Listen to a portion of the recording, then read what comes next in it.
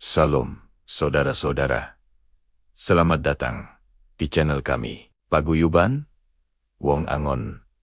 Saya, Evangelis Yohanes Parjanto, mengajak saudaraku yang terkasih untuk bersama-sama belajar dan merenungkan firman Tuhan yang kami kemas dalam bentuk video supaya mudah dimengerti. Mari kita berdoa.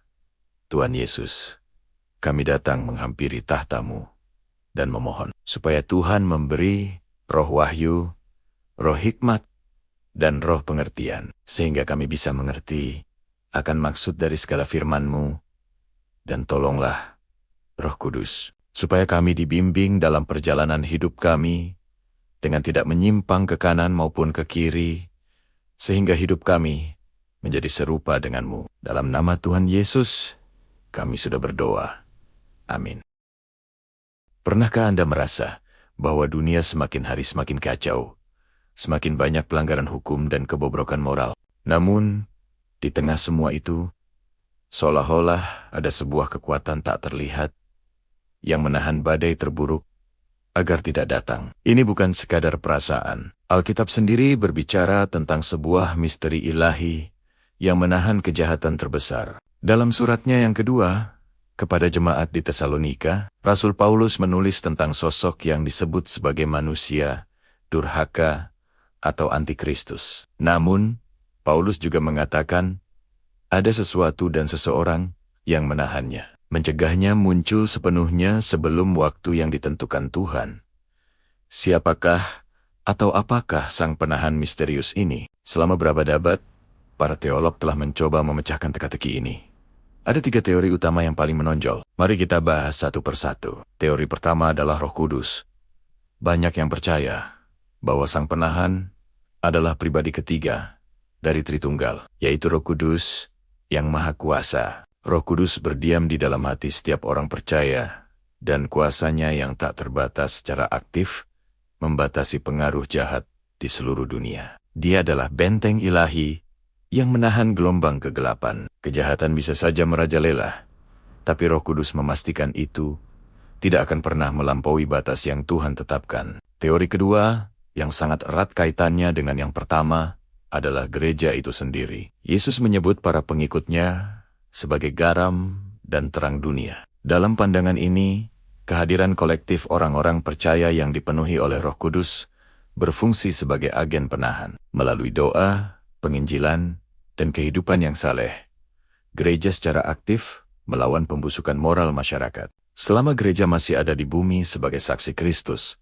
pengaruhnya menjadi penghalang bagi rencana antikristus. Teori ketiga sedikit berbeda. Pandangan ini melihat sang penahan sebagai prinsip tatanan hukum dan pemerintahan manusia. Dalam konteks surat Paulus, beberapa menafsirkannya sebagai kekaisaran Romawi yang saat itu menjaga hukum dan ketertiban. Di zaman modern, ini bisa diartikan sebagai struktur pemerintahan, hukum internasional, dan institusi yang mencegah anarki total. Antikristus membutuhkan kekacauan absolut untuk bisa bangkit, dan selama tatanan ini masih ada, jalannya terhalang. Alkitab menyatakan bahwa sang penahan ini akan terus bekerja sampai ia disingkirkan. Banyak yang mengaitkan momen ini dengan pengangkatan gereja atau rapture, di mana semua orang percaya diangkat dari bumi. Ketika garam dan terang itu diangkat,